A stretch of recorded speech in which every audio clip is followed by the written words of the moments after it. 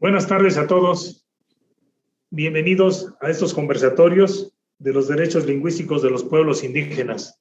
Compañeros, reciban un cordial saludo del señor Procurador, licenciado Alejandro Avid Nicolás, Procurador General de Justicia del Estado de Hidalgo. Damos la bienvenida a la doctora Victoria Hernández Ramírez, académica del Instituto Politécnico Nacional. Bienvenida y muchas gracias. Al maestro José Antonio García Castro, titular de la Unidad Especializada para la Atención de Asuntos Indígenas de la Fiscalía Especializada en Materia de Derechos Humanos de la Fiscalía General de la República. Muchas gracias, bienvenido. Al maestro Iván León Javier, director de Políticas Lingüísticas del Instituto Nacional de Lenguas Indígenas, en representación del maestro Juan Gregorio Regino, que por esta ocasión no nos pudo acompañar por su agenda de trabajo. Y a nuestro compañero, el maestro José Acosta Hernández, director de Educación Intercultural Bilingüe del CELSI, Centro Estatal de Lenguas y Culturas Indígenas, quien será nuestro moderador. Muy agradecido por su participación en estos conversatorios con motivo de las actividades previas a la celebración del Decenio Internacional de las Lenguas Indígenas. También, para su conocimiento, estamos celebrando el centenario de la Procuraduría General de Justicia del Estado de Hidalgo. Es motivo para mí de agradecimiento y reconocimiento para todos ustedes por su participación en estos conversatorios con el tema los derechos lingüísticos de los pueblos indígenas. Sin más preámbulo, los dejo con el maestro José Acosta Hernández, quien será nuestro moderador, y yo lo seguiré con mucho interés a través de las redes sociales de la Procuraduría General de Justicia del Estado de Hidalgo. Muchas gracias, buenas tardes. Muchísimas gracias, maestro Eduardo González, por esta introducción. Y pues vamos a dar inicio con el primero de estos conversatorios. Vale la pena que quienes nos escuchan sepan que este es el primero de varios conversatorios que se estarán realizando, justamente como lo acaba de decir el maestro Eduardo González, en el marco previo al Decenio de las Lenguas Indígenas, que iniciará en 2022, y también en el marco del centenario de la Procuraduría General de Justicia del Estado de Hidalgo. En este caso es importante señalar que este primer conversatorio se da en el marco del convenio suscrito entre el Instituto Nacional de Lenguas Indígenas y la Procuraduría General del Estado de Hidalgo, y efectivamente en esta ocasión centrados en trabajar, platicar, conversar sobre los derechos lingüísticos de los pueblos indígenas de nuestro país. Bienvenidos a todos los que nos siguen por las redes sociales de la Procuraduría General de Justicia del Estado de Hidalgo. Es importante decirles de inicio que todas las preguntas, dudas que surjan a lo largo de este conversatorio, háganoslas llegar a través del chat. A todas se les dará respuesta de manera posterior, pero sí es importante recoger los comentarios de todos los participantes en este primer conversatorio. Yo agradezco infinitamente la invitación y también agradezco infinitamente la participación de quienes hoy nos acompañan. La dinámica de nuestro conversatorio es muy simple. Tendremos 4 rondas de participación en donde escucharemos a nuestros participantes. La primera de 7 minutos, una segunda ronda de 3 minutos, una tercera de 2 minutos y una última de 2 minutos para cierre. En el transcurso de toda esta dinámica, dudas y preguntas, insisto, a través del chat, háganoslas llegar. Una cosa más que es importante para quienes nos siguen, el día de hoy estaba considerada la participación del maestro Juan Gregorio Regino, director general del INALI, que por cuestiones ajenas a su voluntad no nos sigue, pero tenemos la importante presencia de Iván León Javier. Y si me permiten, voy a presentar a cada uno de nuestros participantes en este conversatorio, hacer la presentación correspondiente de cada uno de ustedes. Iniciaré presentando a Iván León Javier. Bienvenido Iván. Él labora como servidor público en el Instituto Nacional de Lenguas Indígenas desde 2014. Ha sido en el área de investigación del INALI jefe de adaptación de materiales, subdirector de investigación básica y coordinador de investigación básica. Actualmente es el director de políticas lingüísticas en el INALI. Estudió educación indígena en la Universidad Pedagógica Nacional Unidad Ajusco de la Ciudad de México. Es miembro del pueblo nahua y hablante de la lengua nahuatlatoli o náhuatl. Especialista de la diversidad cultural y lingüística y conocedor de la realidad sociolingüística de los pueblos indígenas de México. Además, es poeta, traductor certificado náhuatl español, editor, corrector, promotor y profesor de la lengua náhuatl. Del 2000 al 2010 fue profesor bilingüe frente a grupo, asesor técnico pedagógico y director escolar de organización completa en educación primaria indígena en el estado de Guerrero.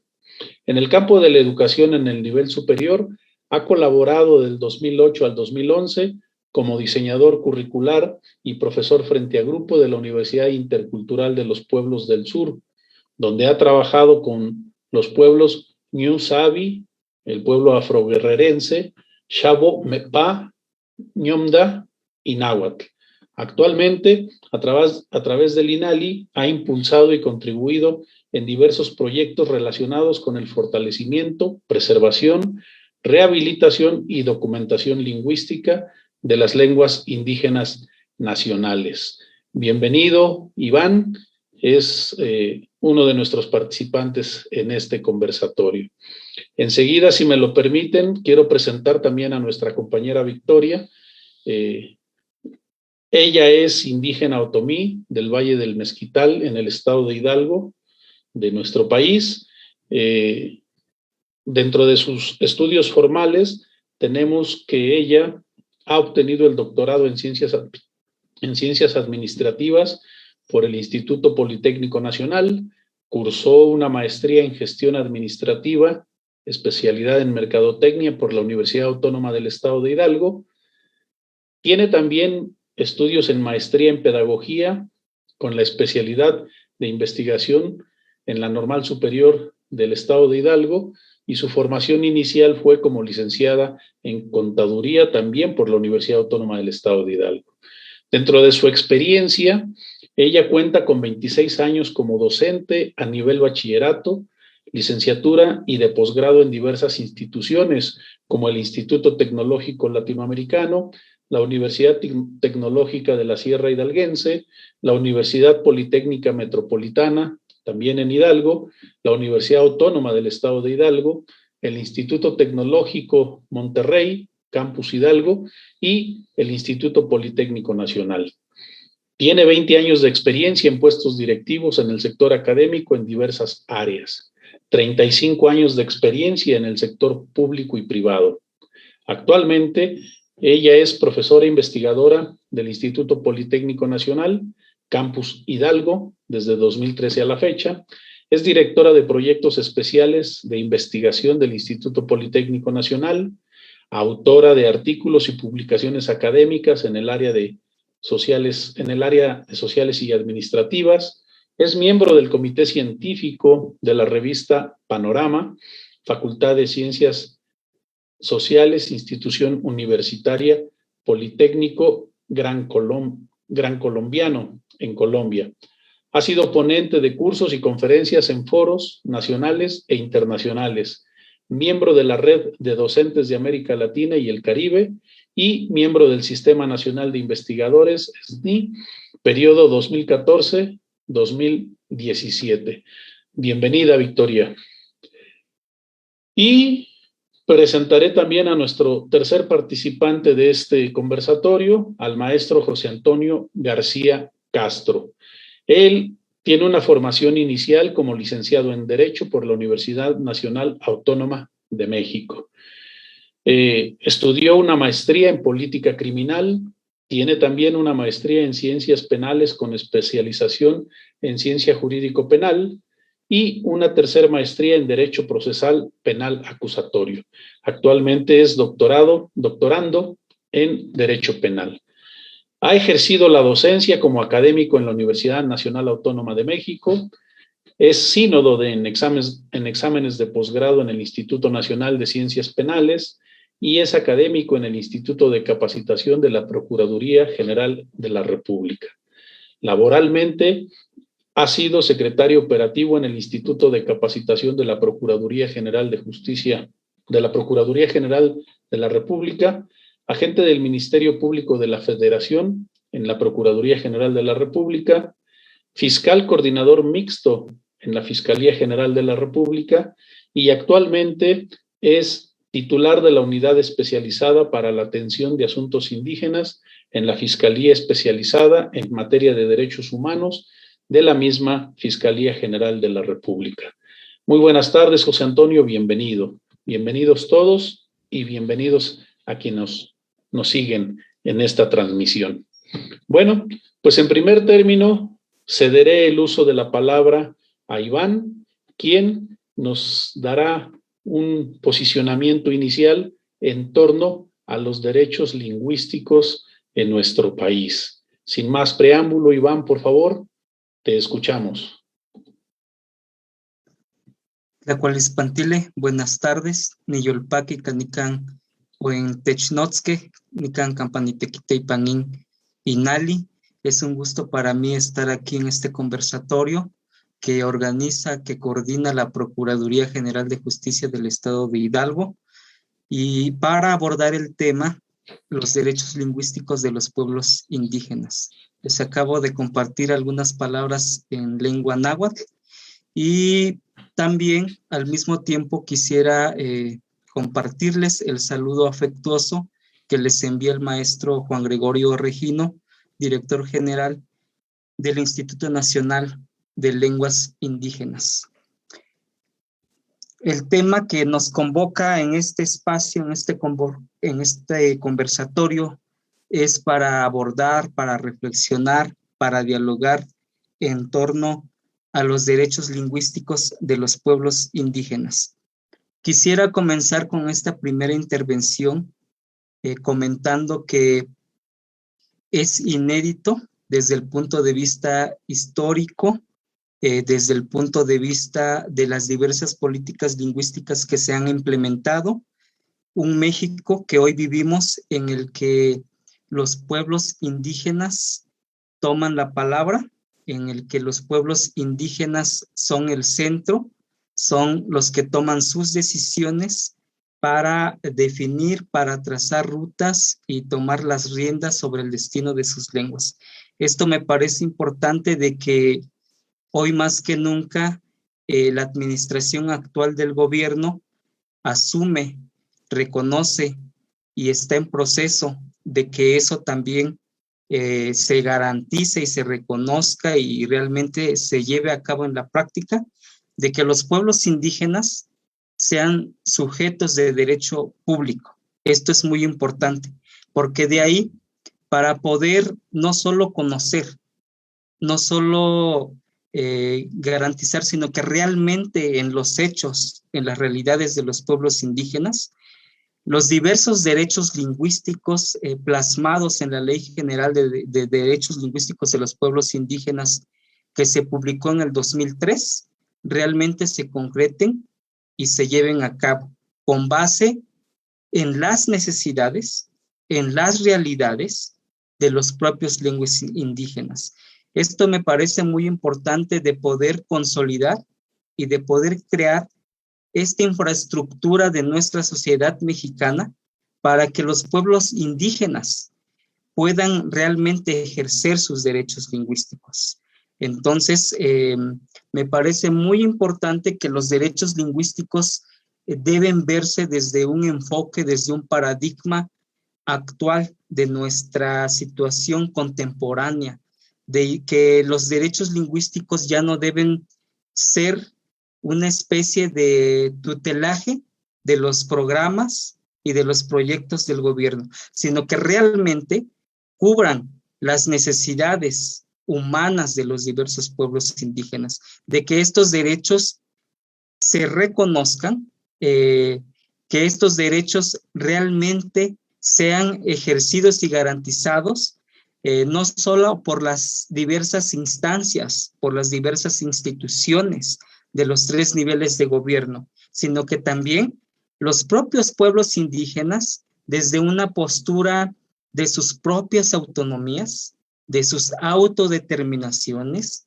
desde sus propios sistemas normativos, puedan defender y puedan garantizar, puedan ellos poder implementar diversos proyectos que tengan que ver con sus lenguas, para promoverlas, para desarrollarlas, para favorecerlas.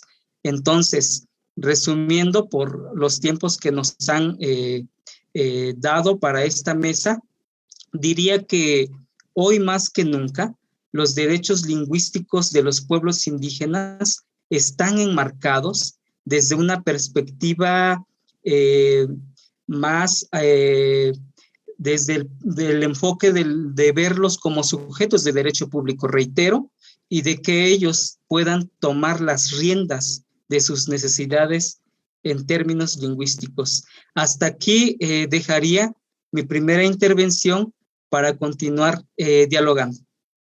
Tlazocamati, gracias. Tlazocamati, Iván, muchísimas gracias por este primer posicionamiento. Voy a cederle la palabra enseguida a Victoria Hernández para este primer posicionamiento. Por favor, Victoria, adelante. Dunti Hamodi Ishka Gazohu Tizanguhu Dunti Hamodi Yakensaki Gañofe de Gazo Nunebefi.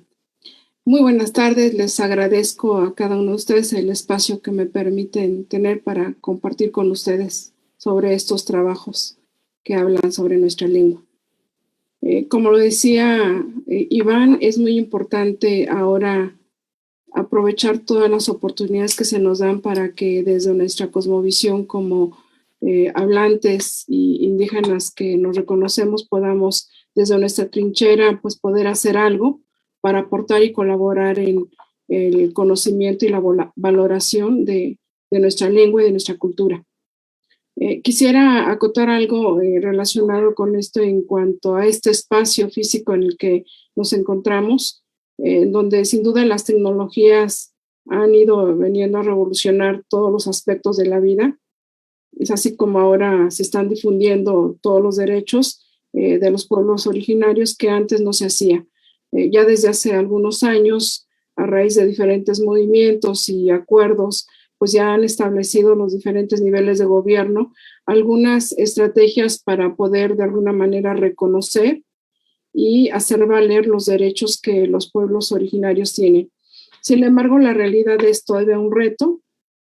Han pasado ya bastantes décadas, bastantes años y aún en la práctica muchos pueblos desconocen que tienen estos derechos, siguen con las prácticas en las comunidades en donde a veces los abuelos regañan a los jóvenes, a los chicos, diciéndoles que no hablen su lengua porque serán denigrados o inclusive les dirán de una manera peyorativa como si fuera una vergüenza el ser indio.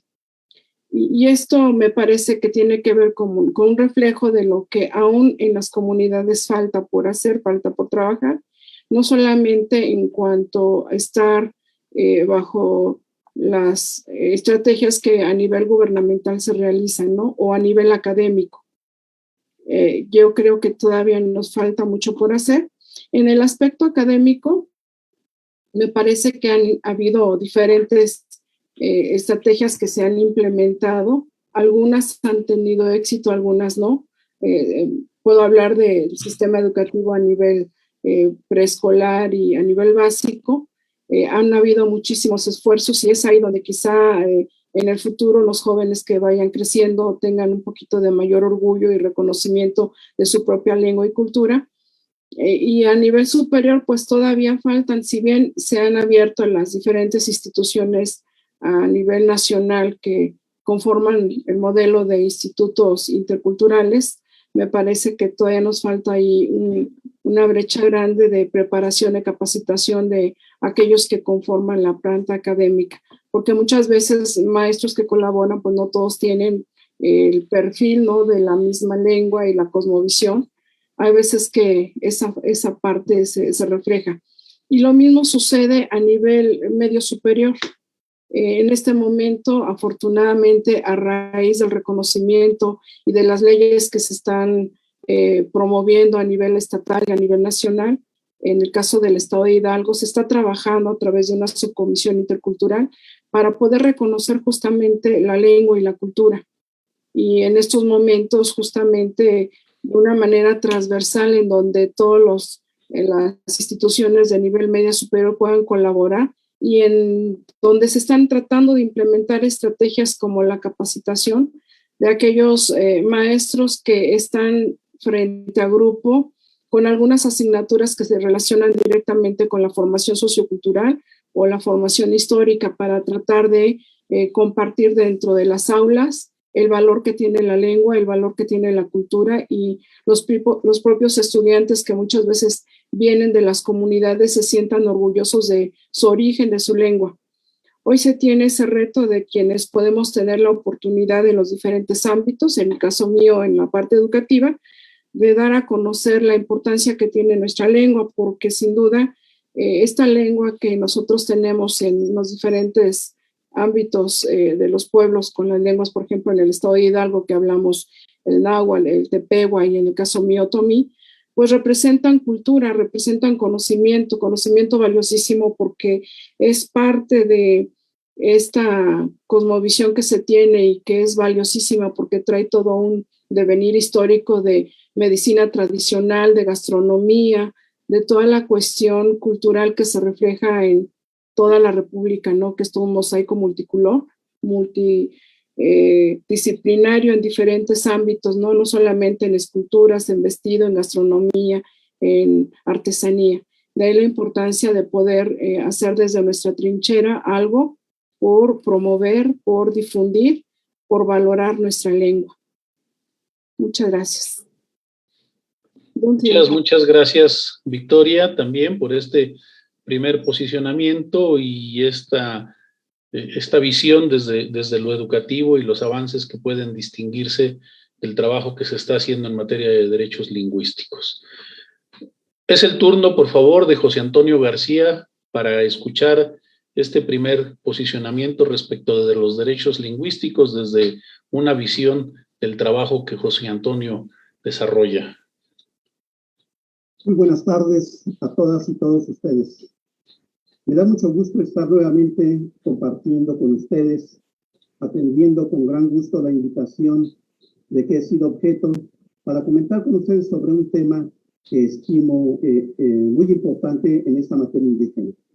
Desde luego quiero agradecer la invitación del licenciado Alejandro Aviv Nicolás, Procurador General de Justicia en el Estado de Hidalgo, haciéndole llegar a usted y a las autoridades un saludo de la doctora Sara Irene Herrerías Guerra, fiscal especializada en materia de derechos humanos de la Fiscalía General de la República.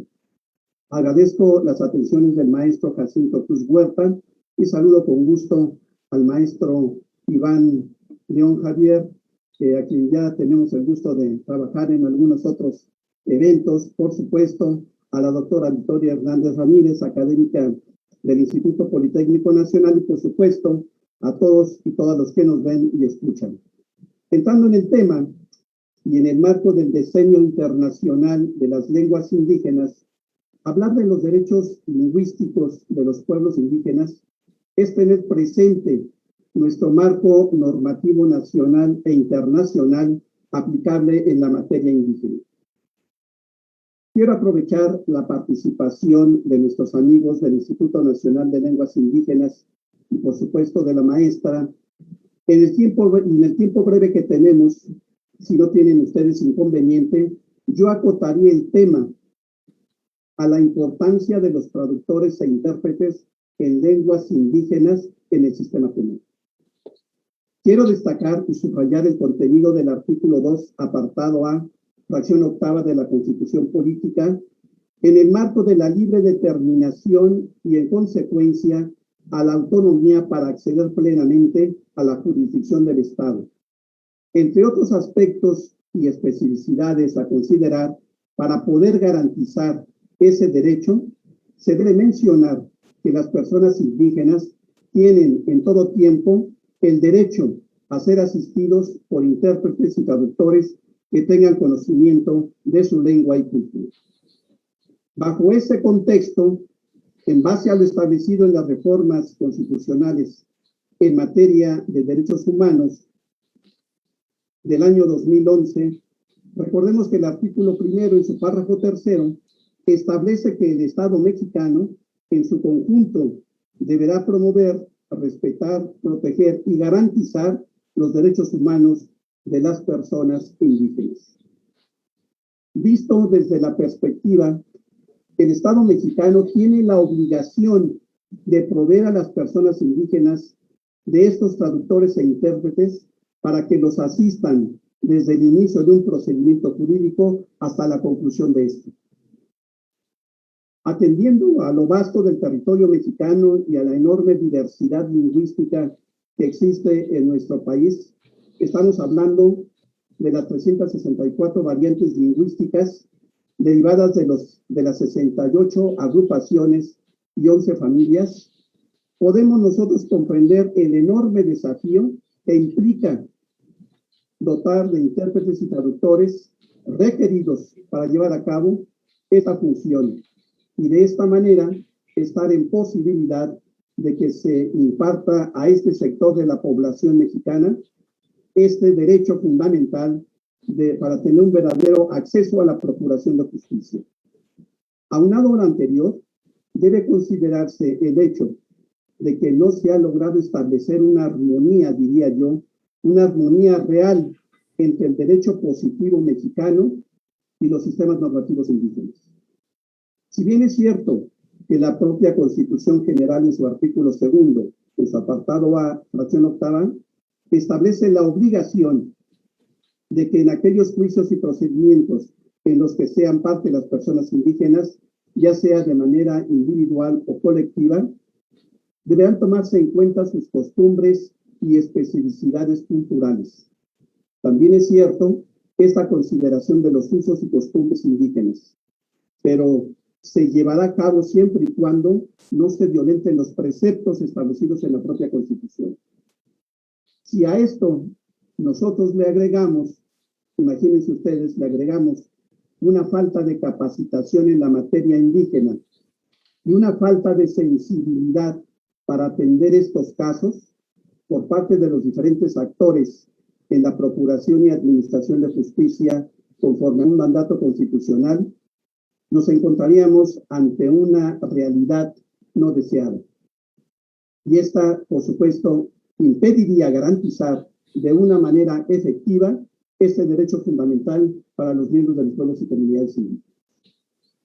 Ahora bien, parecería que el acceso a la jurisdicción del Estado para las personas indígenas es un tanto limitado, porque si nosotros analizamos el contenido del artículo 211 del Código Nacional de Procedimientos Penales, que nos habla de las etapas de investigación, la etapa intermedia y la de juicio, considero que estos derechos de las personas indígenas deben ser considerados en la parte de ejecución de la propia sentencia, sobre todo cuando nos referimos a los beneficios preliberacionales establecidos en la Ley Nacional de Ejecución Penal. En esta etapa es en la que posiblemente podríamos observar algunas violaciones a derechos humanos por carecer de una orientación legal. No dejo de reconocer los esfuerzos que en esta materia realiza el Instituto Nacional de Lenguas Indígenas, el Instituto Nacional de los Pueblos Indígenas, la Comisión para el Desarrollo de los Pueblos Indígenas y, por supuesto, la Secretaría de Gobernación, la Defensoría Pública Federal, el Instituto Nacional de Antropología e Historia y otras instituciones con tareas afines en la materia indígena de los 3 niveles de gobierno, que de alguna manera han permitido a esta unidad especializada para la atención de asuntos indígenas dar una atención de manera integral a las personas indígenas en el marco de sus atribuciones y de su competencia. Es la primera intervención. Gracias. Muchísimas gracias, José Antonio. Pues miren, realmente después de escuchar a nuestros 3 invitados, nos queda claro que Hay avances importantes, sin duda alguna, en materia de derechos lingüísticos. Yo creo que los pasos que se han dado desde que este tema empezó a ser parte de la agenda nacional han sido muy importantes. Es importante recordar que es a partir de 1992 que aparece por primera vez el concepto de diversidad, de que nuestro país es un país multicultural y multilingüe. En aquel tiempo, en el artículo 4 constitucional, desde 1992, cuando aparece por primera vez en el marco jurídico constitucional este reconocimiento, se han dado pasos importantes por lo que nos han dicho nuestros participantes. Todos sabemos que en el 2001 esta idea de la composición pluricultural y plurilingüe del país pasó al artículo 2 constitucional, ya nos aludía algo de esto José Antonio. Más adelante, la Ley General de Derechos Lingüísticos de los Pueblos Indígenas del 13 de marzo del 2003, a la que aludió Iván León, que dio origen a la creación del INALI y a todas sus funciones. En el 2001, la creación general, la creación de la Coordinación General de Educación Intercultural Bilingüe, que puso en marcha una atención con enfoque intercultural y que en materia educativa ha impactado a los distintos niveles educativos, algo que también aludía Victoria en su intervención. Más recientemente, la declaración de la ONU sobre los derechos de los pueblos indígenas del 13 de septiembre del 2007, que es un documento también importante, aunque no con carácter vinculante como otros, pero sienta un precedente. Finalmente, en el 2011, esta reforma muy importante en materia de derechos humanos, que aplica el principio pro persona en materia de derechos indígenas, por supuesto de derechos lingüísticos. Y bueno, en síntesis, creo que por marco jurídico no paramos, por marco normativo no paramos, ya está puesto con tinta y letra en N cantidad de documentos del marco jurídico internacional, nacional, estatal e incluso municipal. Hay algunos municipios que ya han puesto con tinta y letra algunas cosas relacionadas con esto. Todos sabemos que el asunto de los derechos lingüísticos tiene tres campos muy importantes que atender. El educativo, como lo ha señalado Victoria, el que tiene que ver con la justicia, que lo ha señalado José Antonio, el que tiene que ver con salud, que en este momento no tenemos ningún invitado que lo esté abordando puntualmente, pero son tres rubros de la vida nacional en los que se tiene que buscar que la atención se dé con pertinencia lingüística, con pertinencia cultural. Tres aspectos de la agenda de nuestro país que por lo menos nos obligan a todos a poner atención al tema. Yo quisiera dejar también una pregunta aquí. Si por marco jurídico no paramos, la pregunta es, ¿qué está pasando con nuestra diversidad lingüística? Porque las cifras de INEGI 2020 nos siguen mostrando esta tendencia de que la diversidad lingüística de nuestro país sigue deteriorándose. Entonces, por un lado ya tenemos un marco jurídico muy importante, pero por otro lado tenemos menos hablantes. Entonces, de poco o de nada nos va a servir tener un marco jurídico que respalde la diversidad lingüística de nuestro país cuando no tengamos ya hablantes, cuando quienes hablan lengua indígena sigan enfrentando procesos de nula pertinencia.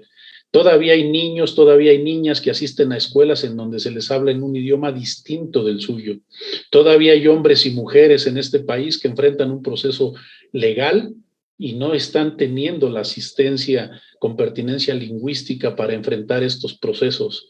Todavía hay muchos mexicanos, muchas mexicanas asistiendo a instituciones de salud y no están encontrando a alguien que les pueda atender con pertinencia lingüística, con pertinencia cultural. Entonces, si por marco normativo no paramos, ¿qué nos está haciendo falta hacer? Yo dejo este planteamiento como provocación para nuestros invitados y pues quisiera dar paso a nuestra segunda ronda. En el orden en el que intervenimos inicialmente, por favor, Iván, te escuchamos. Azucámate, gracias. Se han tocado muchos puntos muy importantes. Quisiera abordar algunos que me parecen de mucho interés.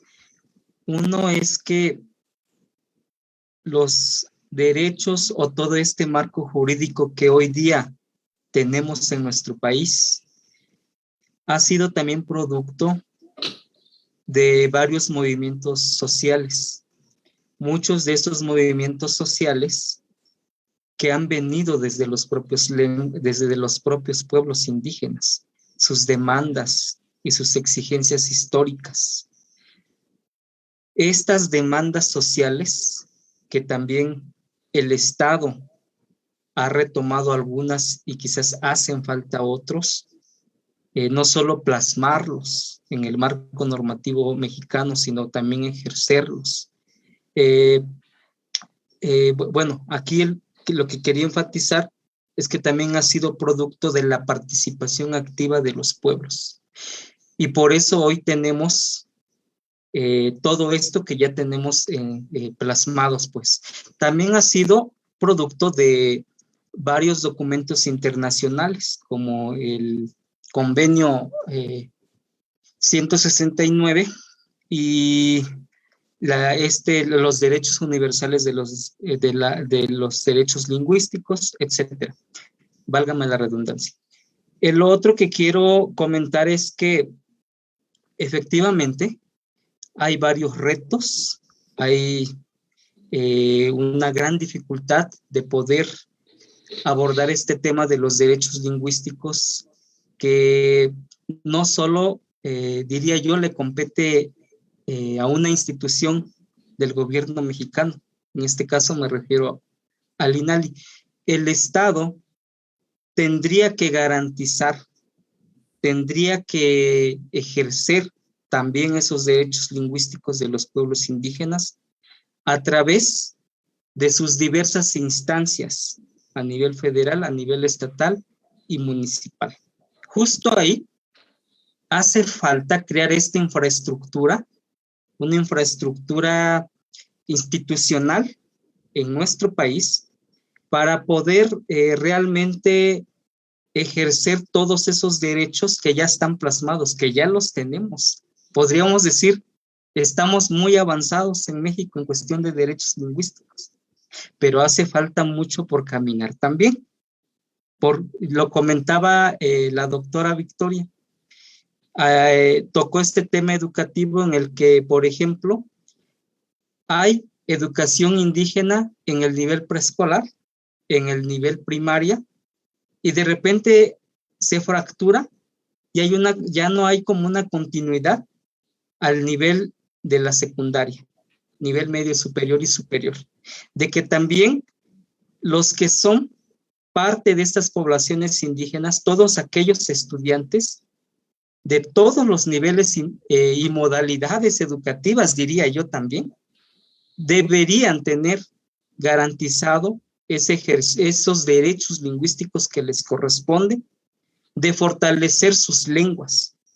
Por eso hoy, de las 68 lenguas indígenas que nos orgullecemos hoy día de que tenemos en México, pero esas 68 que han pervivido y que han subsistido, ha sido también por el mantenimiento y por las luchas de los pueblos indígenas. De estas 68, 37 están amenazadas, que se supone son las lenguas más vitales. Y de estas 68, 31 están en riesgo de desaparecer. De ahí de que el Estado mexicano, y cuando digo Estado mexicano, me refiero a toda la población mexicana, no solamente a los pueblos indígenas, porque luego se piensa que los derechos lingüísticos le corresponde solo a los hablantes. Pero hay muchos servidores públicos que están en las instituciones del gobierno que tendrían que conocer a plenitud estos derechos lingüísticos y de poder buscar estas estrategias y mecanismos para poder implementar proyectos con derecho a la información y acceso a la información para pueblos indígenas, que puedan realmente buscar estas estrategias para poder implementar la interpretación y traducción y ejercer los derechos de los pueblos indígenas, a recibir educación en sus pueblos indígenas, un diagnóstico médico en sus lenguas indígenas, etcétera, etcétera, etcétera. Entonces, es un ejercicio de derechos de los pueblos indígenas, pero para velar por la diversidad, debemos verlo como un patrimonio de todos los mexicanos, de los más de 100 millones que somos. Si no lo vemos desde esta perspectiva integral, transversal, se va a quedar corto todo lo que está plasmado en nuestra Constitución, en estas leyes que se han mencionado. De ahí de que viene el diseño 2022-2032, un periodo que me parece a mí que es una gran oportunidad de alertar a nivel mundial sobre esta desaparición de las lenguas y buscar estos mecanismos y estrategias para poder detener la desaparición de las lenguas. Pero para eso se necesita esta participación activa que han venido teniendo los pueblos, de tomar decisiones desde sus propias comunidades, de implementar proyectos comunitarios, de que debe de ser un trabajo corresponsable de manera interinstitucional y de manera intergubernamental, y que debe haber presupuestos también, debe haber presupuestos si efectivamente se requiere promover, desarrollar y fortalecer las lenguas, debe haber presupuestos etiquetados también para eso. Y ahí hay temas pendientes.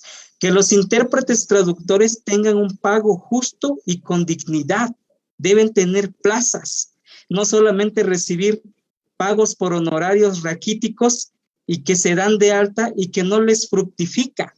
Ahí hay un tema también pendiente. Bueno, ya no quisiera alargarme, quisiera también que pusiéramos aquí en esta mesa de debate, en esta plática, temas que pareciera que solo le corresponde a una institución o que ya está en la ley y que hace falta por hacer, cuando es una gran tarea enorme que nos corresponde a todos los mexicanos. Gracias. Muchas gracias, Iván. Por favor, Victoria. Dunchi Hamadi. Coincido totalmente con lo que ha comentado Iván de manera certera en los diferentes ámbitos en los que él menciona. Sin duda que esta riqueza cultural que tenemos como mexicanos no lo hemos sabido valorar, no desde el ámbito gubernamental, porque yo creo que no es el papel realmente, sino desde nuestros propios pueblos, desde nuestras propias comunidades, pero tiene que ver con la historia que hemos vivido, en donde hemos sido pues oprimidos de alguna manera, explotados, denigrados, aislados. Y sin embargo, pues las acciones que se han venido dando han tenido su fruto a lo largo de la historia. Como bien lo decía Iván, muchos movimientos sociales han generado el reconocimiento de nuestros derechos, de todo lo que implica nuestra identidad, que antes no se tomaba en cuenta. Y aunque a mí no me gusta hacer política en el sentido estricto de la palabra, tengo que reconocer lo que hoy actualmente a nivel federal y estatal se ha estado implementando en materia de ir fortaleciendo, quizá porque sea políticamente correcto y las políticas internacionales presionan también. Y el hecho es de reconocer cómo ahora la ley de educación, en el caso del estado de Hidalgo, al tener su ley en el estado, pues ha propuesto ahí una oportunidad para incorporar dentro de los planes y programas a nivel medio superior, para evitar esa brecha que justamente se ha dado a nivel primaria, a nivel kinder, y de repente, ¿qué pasa, no? Con secundaria, ¿qué pasa con bachillerato? Entonces, ahora con esta nueva ley en su artículo 12, pues establece que hay que fortalecer la identidad y el sentido de pertenencia, en este caso como hidalguense, el respeto de la interculturalidad, que es importante, porque somos parte de una nación pluricultural y plurilingüe, con una historia justamente cimentada en situaciones que nos pueden dar una perspectiva de futuro.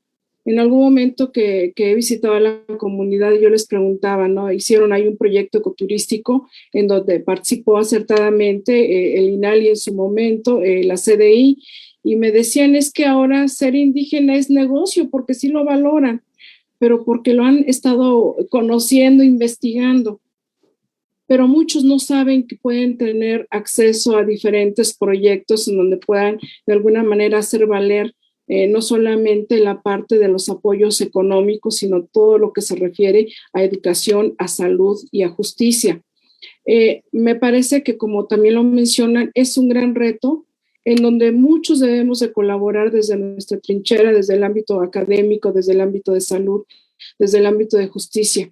Y yo creo que aquí la parte no solamente es la ley, digo, México creo que es el país que más se reconoce por montonal de leyes que hacen. Sin embargo, la parte práctica es el reto. En materia de lingüística, sin duda que también es así.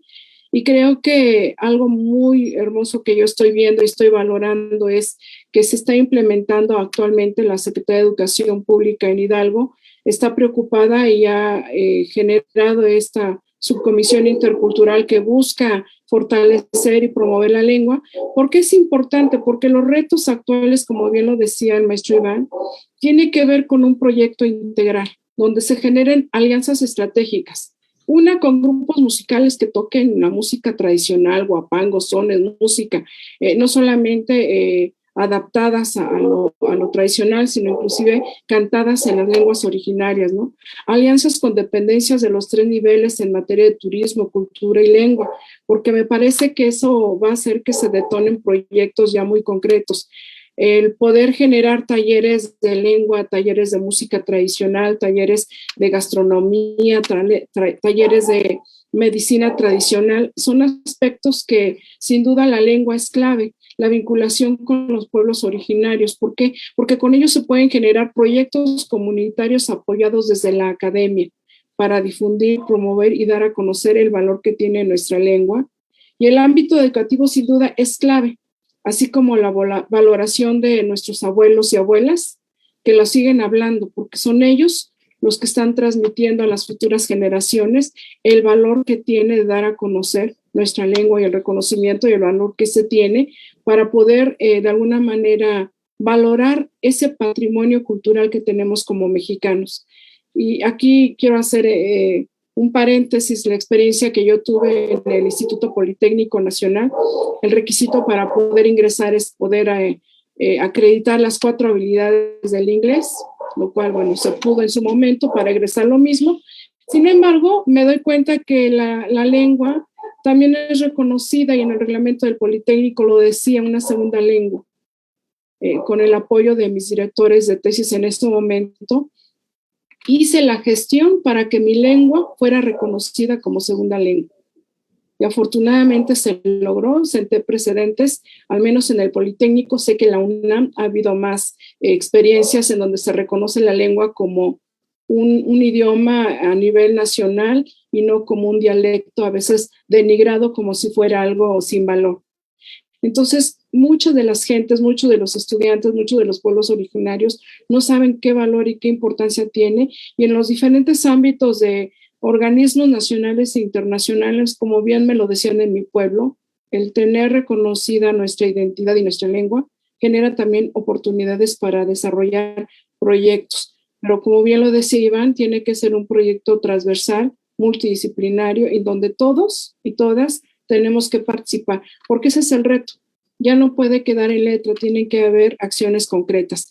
Y quizá uno de los retos que en materia de la Comisión Interculturalidad de la SEP, que ahorita en la que estoy perteneciendo, me parece que es básico, se busca una formación curricular común a nivel medio superior, que se puedan dar algunos temas de este tipo, en donde también se haga investigación y divulgación. Ya las academias, me parece que de lengua de la SEP lo está promoviendo, lo está haciendo, sin embargo, falta que participen todos los diferentes niveles educativos. Ahorita siento que se dio el brinco de la primaria a media superior y qué pasa con la secundaria. Y la otra es la capacitación docente, en la que pues estaré en su momento sin duda que molestando al INALI para poder concretar un diplomado de capacitación en materia lingüística e intercultural. finalmente pues un espacio como este, ¿no? Coloquios estatales, coloquios donde se dé a conocer la importancia de los derechos lingüísticos. Muchas gracias. Gracias, Victoria. Por favor, José Antonio, tu turno. Bueno, fíjate que, José, de la pregunta que dejas al aire, la de este marco normativo, bueno, de veras que comparto la idea contigo y con mis colegas expositores, pero fíjate que efectivamente hay muchos preceptos legales, hay mucha normatividad. Aquí la cuestión es el aspecto humano.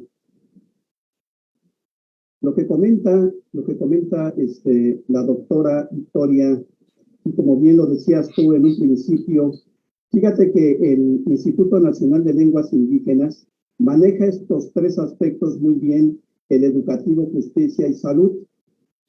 Es por eso que nosotros apostillamos, y en las colaboraciones que hacemos con el Instituto Nacional de Lenguas Indígenas, en fortalecer los intérpretes en estos diversos accesos a la justicia, porque hablar de justicia no solamente nos estamos refiriendo al ámbito penal, ¿sí?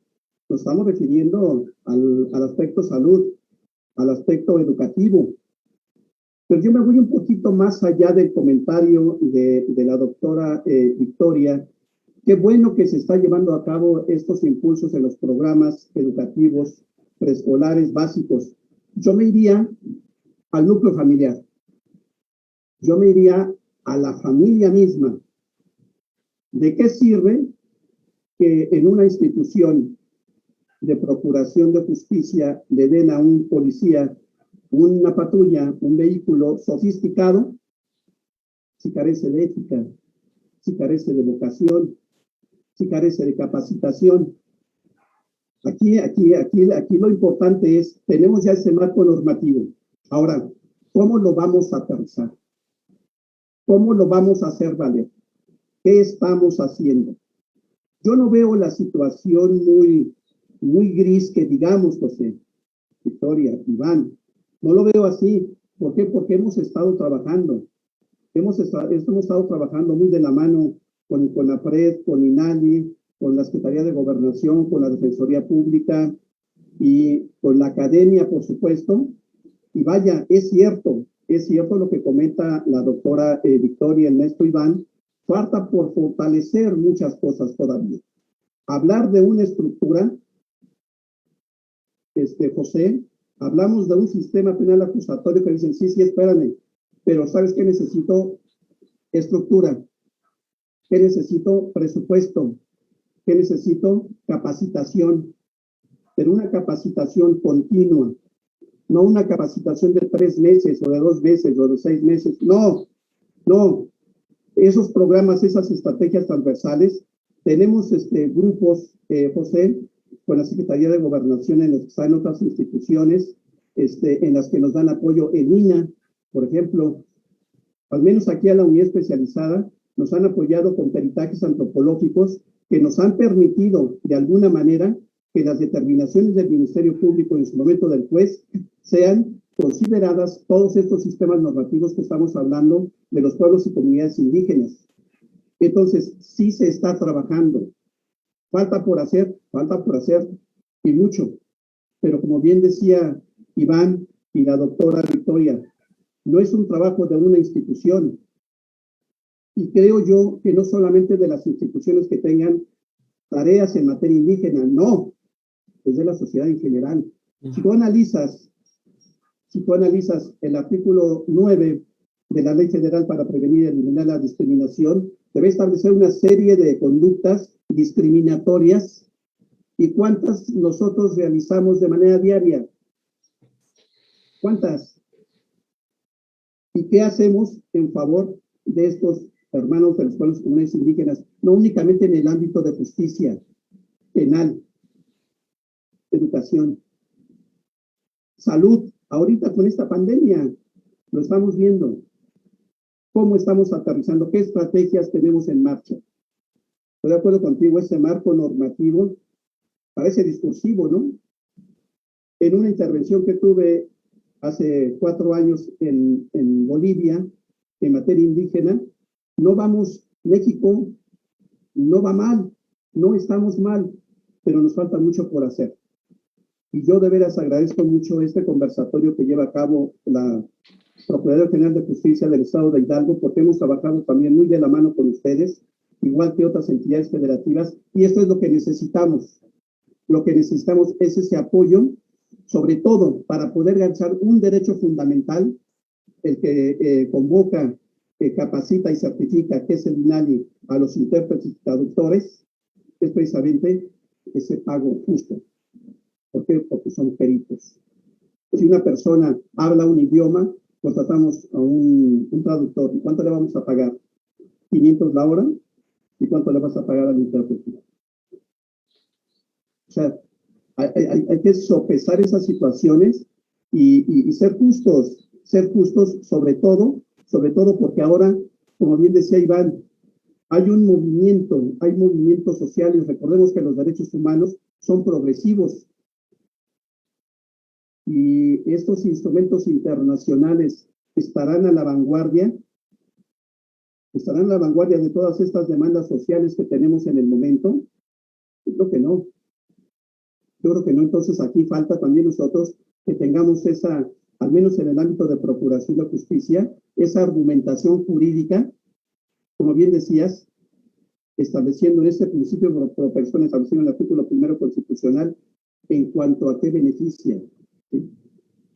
Pero ese es un tema muy amplio, es un tema en el cual podemos nosotros tardarnos en hablar del derecho por persona mucho tiempo, pero aquí lo más importante es que lo llevemos a la práctica. Lo llevamos a la práctica y más que nada que esta charla, esta conversación lleguen a cuestiones prácticas. ¿Qué y cómo lo estamos haciendo? ¿Cuántos hemos liberado? No únicamente en el mero aspecto discursivo de la norma, que establece el artículo, mira, checa la Constitución en el artículo tal, sí, pero ¿qué se está haciendo para aterrizar esa situación? Para que realmente se hable, José, Victoria, Iván, de un verdadero acceso o un pleno acceso a la Procuración de Justicia. Gracias. Muy bien, pues muchas gracias a los tres por todos los comentarios que nos han vertido. Ha sido una segunda ronda muy enriquecedora. Hemos excedido un poco el tiempo, pero creo que eso no importa. Yo coincido con todo lo que han dicho ustedes. Definitivamente, yo partía de decir que en el 92 por primera vez se reconoce constitucionalmente la composición pluricultural y plurilingüe del país.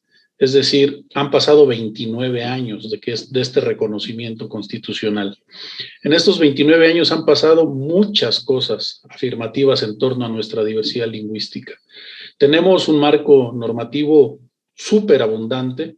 Tenemos muchas instituciones hoy trabajando en torno a este tema. En el 92 no había prácticamente ninguna más allá del INI en ese tiempo. Hoy tenemos una cantidad importante de instituciones y dependencias cuya materia de trabajo tiene que ver con esto. Pero yo no quiero pintar un panorama gris, definitivamente no. Yo distingo perfectamente el avance tan grande que se ha dado en este sentido. Pero siendo frío, yo recuperaba los datos de INEGI y las cifras siguen siendo preocupantes. Y abonó un poco más, Iván, con este comentario de que de las 68 lenguas indígenas nacionales que tiene nuestro país, 31 están en riesgo de extinción. A mí me queda claro que las lenguas van a sobrevivir por determinación de sus hablantes. Son los hablantes los que tienen en sus manos la decisión de que sus lenguas continúen vivas o no. Y todo indica que han decidido que no, porque se siguen perdiendo. Pero ¿y por qué han decidido que no? Pues han decidido que no porque enfrentan procesos impresionantes de racismo, de discriminación, de segregación, de asimilación, incluso etnocidio. Mientras estos procesos sigan activos, pues los hablantes van a seguir optando por ya no seguir hablando su lengua. Si hablar mi idioma significa que me discriminen, que haya racismo hacia mí o incluso que esté en riesgo mi vida, prefiero que yo o mis hijos ya no lo hablen, ¿no? Entonces tenemos que detener estos procesos. Tenemos que ser menos racistas, discriminar menos, segregar y asimilar menos. Y esta es una tarea no de una institución, no de 5, no de 10, es una tarea de todos los mexicanos. Ha llegado la hora de darnos cuenta de que este país tiene una riqueza impresionante que hace que nos admiren en el mundo. Y esa riqueza se nos está yendo como agua entre los dedos, justamente por procesos como los que he mencionado antes, ¿no? Mientras siga habiendo racismo, mientras siga habiendo todos estos procesos que han deteriorado nuestra diversidad cultural, étnica y lingüística, seguiremos perdiendo una de las cosas más ricas que nuestro país tiene. Entonces, algo que decía Iván, tenemos delante un decenio del 2022 al 2032 que espero nos sirva de gran oportunidad para detener estos procesos y para lograr que nuestra diversidad lingüística se fortalezca, se desarrolle. 10 años en que todas las instituciones mexicanas estaremos trabajando en torno a este tema. Yo quisiera darles una última intervención de cierre de un par de minutos a cada uno de ustedes en este escenario para que concluyan con algunos comentarios respecto de nuestro tema de hoy. Iniciamos, por favor, nuevamente, Iván. Gracias. Nikneki ni peguas y casene milistle wan. Nikan se hueyiteyecanquet o quisto. Nada para nosotros sin nosotros. Y como quisto. Acabo de decirles que quiero comenzar esta otra intervención con un lema que me gusta, aunque complementaría diciendo que nada para nosotras, nosotros, sin nosotras, nosotros, por la cuestión de paridad. Este lema tiene mucha resonancia. Es un lema que surgió en la Declaración de los Pinos en el 2020 en Chapultepec, en donde se generó un documento y la secretaria Alejandra Frausto con este lema, nos pone a pensar, ¿verdad?, de que en nuestro país las instituciones, el Estado mexicano ya no debería, diría yo, ya no debe de manera vertical desarrollar proyectos y programas de arriba hacia abajo, sino que desde lo comunitario, desde manera horizontal y transversal, que los mismos pueblos puedan tener este rol activo que lo ha tenido históricamente, pero redoblar esfuerzos de que esto de nada para nosotras, nosotros, sin nosotras, nosotros, es que ellos también puedan tener decisiones sobre esos proyectos, sobre esos programas, y no solamente como otras políticas indigenistas que desde una perspectiva paternalista, pues sí, o sea, implementan proyectos y ahí les van los proyectos de arriba hacia abajo. Me parece a mí que tenemos hoy un momento, por eso decía histórico, de poder revertir esta situación en comunión, instituciones, gobierno, comunidades, pueblos indígenas, todos de manera integral y transversal para poder abonar, para poder fortalecer esta diversidad lingüística y cultural, siendo optimistas también, a lo mejor a veces sueno pesimista, pero siendo optimistas, sí tenemos un marco jurídico que nos puede favorecer muchísimo para poder seguir desarrollando esta diversidad. Pero aquí hay que redoblar esfuerzos de compromiso, de voluntades, de poder realmente trabajar por este fortalecimiento y desarrollo, preservación de las lenguas en este decenio que se avecina. No lo vamos a poder lograr si lo trabajamos de manera aislada, de que, por ejemplo, los proyectos se vean o se impulsen, se desarrollen de manera separada o fragmentada, sino que hay que impulsar proyectos desde las propias comunidades que sean realmente integrales, que sean policéntricas, es decir, que respondan a las necesidades y diversas realidades sociolingüísticas de los pueblos. No es lo mismo desarrollar la lengua náhuatl, por ejemplo, en la Huasteca, que la lengua náhuatl moribunda en Occidente, en Michoacán, por ejemplo, o en el sur de Jalisco. Son contextos distintos. A eso me refiero con políticas policéntricas.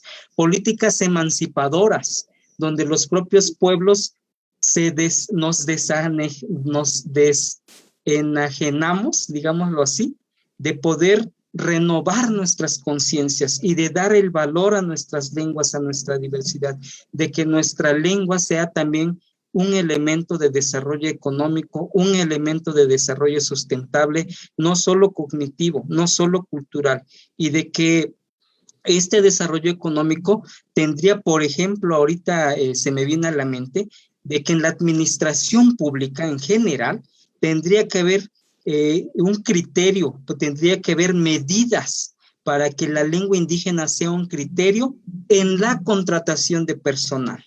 Eso hace falta. Por eso también yo creo que si este tipo de políticas y acciones que parecen mínimas renueva nuestras conciencias para poder ver desde otra perspectiva de que las lenguas indígenas no son ni más ni menos que otras lenguas de cualquier lado del mundo. Eso hace muchísima falta, de que el ser bilingüe es un potencial cognitivo, y que no es lo mismo que un monolingüe en español. Un bilingüe tiene mayores capacidades en términos intelectuales y cognitivos. Eso no lo digo yo, eso está demostrado pedagógicamente, científicamente, de que la complejidad cognitiva es distinta en los que son multilingües. Entonces, ¿cómo hacerle para ver el bilingüismo, promover las lenguas indígenas desde una perspectiva del desarrollo humano? Justo ahí está ese tema pendiente, y pues para eso estamos aquí platicando y charlando, para poder invitar a la sociedad mexicana y velar por este tesoro, por este patrimonio que es de todos, y nuestros hermanos y hermanas de los propios pueblos indígenas, pues cambiar nuestra ideología de que nuestras lenguas indígenas tienen muchísimo valor y es nuestra gran oportunidad histórica de poder contribuir para el fortalecimiento de todas ellas. Tazocamate. Gracias. Adelante, Victoria, en esta ronda final de cierre, por favor. Han mencionado puntos muy importantes que quisiera yo resaltar de forma muy concreta. Me parece que van de la mano, sin duda, que lo que es la valoración de la lengua, la justicia y todo lo que implica el desarrollo. Desafortunadamente, pues sí, la experiencia que han vivido los pueblos originarios de discriminación y de alguna manera injusticia ha hecho que no se valore. Entonces, yo quiero terminar con una invitación, no solamente a los que estamos aquí representando, ¿no? En este caso a la parte académica, a las instituciones que buscan la promoción y el impulso de la lengua y la parte de la justicia, sino a todos los que nos pudieran estar escuchando o nos vayan a escuchar después, que son la población en general, el pueblo mexicano. Es una invitación a que realmente podamos valorar el valor que tiene, vaya la redundancia, el patrimonio cultural de México, y en este caso la lengua como clave, porque sin duda el valorar nuestra lengua nos va a permitir que se reconozca realmente todo lo que tiene relación la lengua con las diferentes áreas en las que nos vamos desenvolviendo los pueblos originarios, y que esto no se pierda, los usos y costumbres, el trabajo comunitario, la medicina tradicional, la medicina en su área de parteras tradicionales que ahora en algunos lugares se están reconociendo, las fiestas de pueblo, de los carnavales, las fiestas agrícolas que tienen todo una cosmovisión y una conexión con la naturaleza. La relación que tiene esta parte de las fiestas agrícolas con la ceremonia y con la parte económica que les genera, no desde un punto de vista de explotación de los recursos, sino valorando la parte sagrada que da la tierra, ¿no? la parte de, pues, de las creencias, la vestimenta, la tradición. Me parece que es muy importante esta invitación a todos los que nos están escuchando para que desde el ámbito en el que se estén desenvolviendo realmente se pueda valorar. Y de manera especial, porque como lo decía Iván, aquellos que somos hablantes, que nos reconocemos parte de los pueblos originarios, a realmente ser protagonistas de lo que viene en el futuro, de lo que vayamos a construir en nuestras comunidades, porque sin duda el mundo que estamos viviendo está en crisis y somos nosotros los que vamos a ser esos agentes de cambio, con esa determinación de poder valorar o no lo que pudiéramos hacer con lo que es nuestra historia, con lo que es nuestra lengua. Los pueblos originarios se han distinguido por ser los guardianes de la tierra. Si desaparece la lengua, va a ir desapareciendo también esa identidad cultural, ese valor que se le da a la parte de la tierra, del agua, de los bosques. Es una tristeza que efectivamente a nivel latinoamericano el etnocidio ha sido tremendo, especialmente para aquellos que cuidan nuestros bosques, aquellos que cuidan nuestras tierras, aquellos que cuidan nuestras aguas. Pues vamos a tratar de unirnos y valorar que realmente si no cuidamos la importancia que representa nuestra lengua como un reflejo de nuestra cultura, van a ir desapareciendo y vamos a entrar en crisis. Yo creo que el hecho de tener estos espacios y que ya existen al menos los mecanismos legales para no estar tan desamparados ya es un gran paso. Y el poder hacer y concretar espacios de coloquios, espacios en el ámbito académico y en el ámbito de la justicia, ya es un gran paso. Pues hay que seguir en este tenor para poder seguir fortaleciendo, impulsando, reconociendo nuestra lengua y todo lo que ella representa. Muchas gracias. Gracias, Victoria. José Antonio, por favor. Gracias, José. Fíjate que muy atento a lo que comenta el maestro Iván, a lo que comenta la doctora Victoria. Quiero hacerles el reconocimiento que efectivamente la cosmovisión que tienen las personas indígenas es muy diferente a aquellos que no son indígenas. Sin embargo, déjenme comentarles que aquí, ¿qué hacer para tratar de empatar por lo menos en las funciones que tú realizas en la materia indígena? Aquí en la Fiscalía General de la República hay un comité de capacitación. Entonces les comento que la unidad especializada, los integrantes de la unidad especializada para atención de asuntos indígenas, por supuesto con el apoyo de la fiscal especializada en materia de derechos humanos, estamos en proceso de una certificación en la materia indígena a través de conocer, precisamente para ver todo esas actividades, esas atribuciones que tiene la unidad en la materia indígena, qué y cómo las realizas. ¿Cuál es la sensibilidad que debe tener el servidor público en el desempeño de esas atribuciones?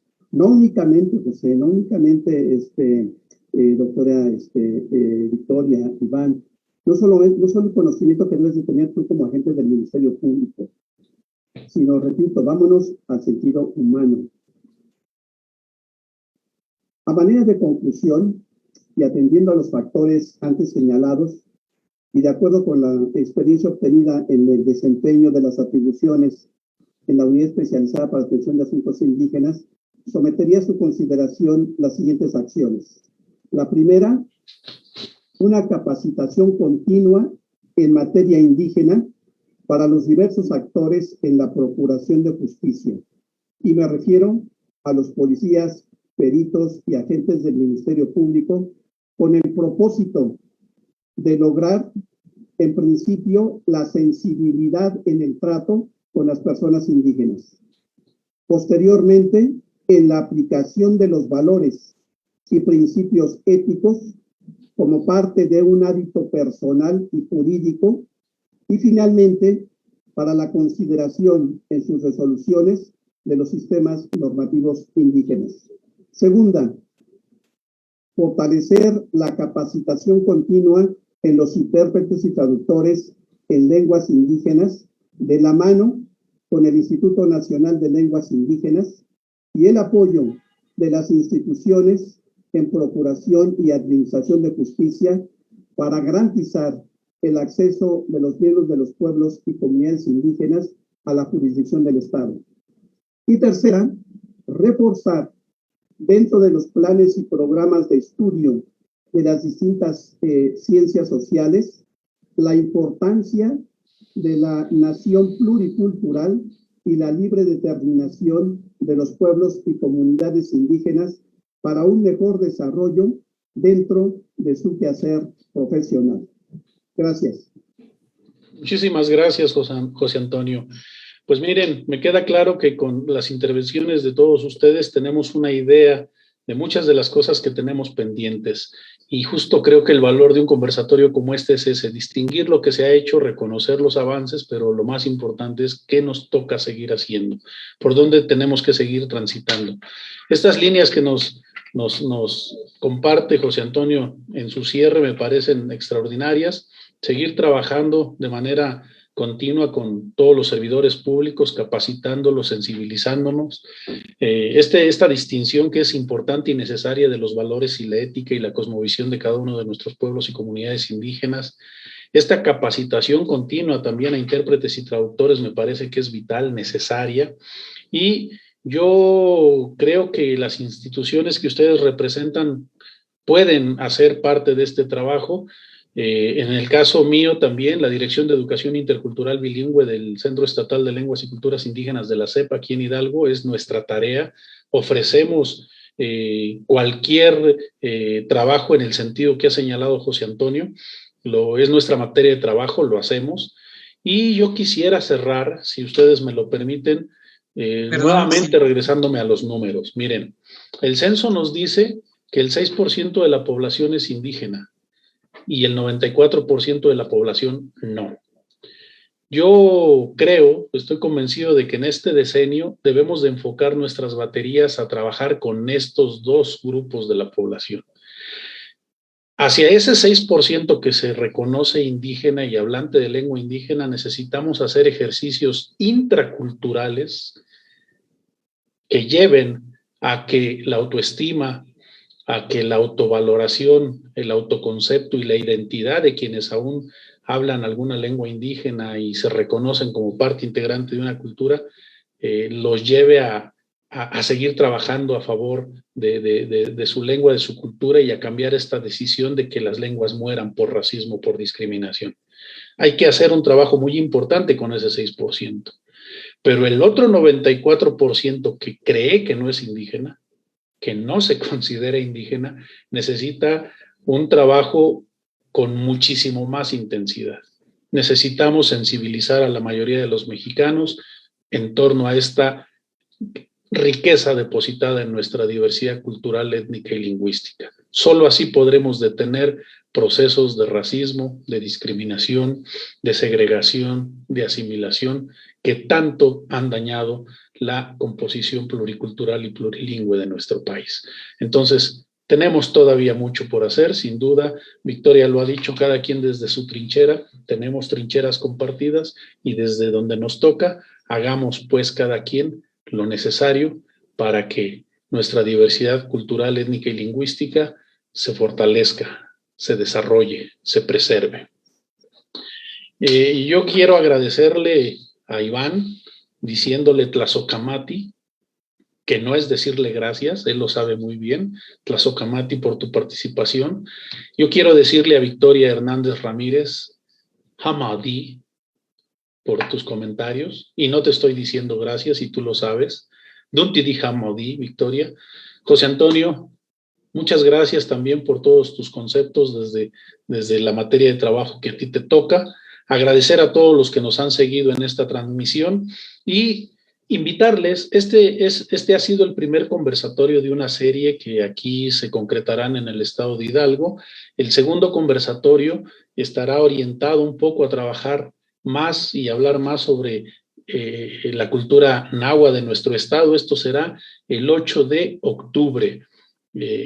Luego, el 22 de octubre, tendremos el conversatorio que centrará su atención en la región Otomí o Ñañú del Valle del Mezquital de nuestro estado. Y el 15 de noviembre tendremos un conversatorio que centrará su atención en la región oriental de nuestro estado, que abarca las lenguas ñujú y tepehua. Entonces, a quienes nos han seguido en esta transmisión, los invitamos a que en su momento nos acompañen también en estos otros conversatorios que forman parte de la serie que se ha decidido llevar a cabo en el marco del inicio, como preámbulo al decenio que inicia en el 2022 y terminará en el 2032, y también como parte de las actividades del centenario de la Procuraduría General de Justicia del Estado de Hidalgo. A mí no me resta más que agradecerles a todos, a todas los que nos han seguido, a quienes han participado, y desearles que todo lo que aquí han escuchado sirva para poder generar una conciencia afirmativa en torno a la necesidad de trabajar con nuestra diversidad cultural, étnica y lingüística. Les deseo a todos que tengan una excelente tarde y cerramos nuestra transmisión. Quienes nos han hecho llegar algunas preguntas a través del chat, como lo dijimos al inicio, estas se responderán posteriormente. Haremos llegar las que correspondan a cada uno de nuestros ponentes por las vías que tenemos al alcance, y agradeceremos la respuesta que puedan darle para hacerla llegar a quien ha planteado estos cuestionamientos. Pues sin más, excelente tarde a todos. Muchas gracias. Buenas tardes. Gracias. Un saludo, doctora. Igualmente, Saludos. a todos, muchas Nos gracias. vemos, José Antonio. Nos vemos. Doctora Victoria. Gracias. José Acosta, gracias.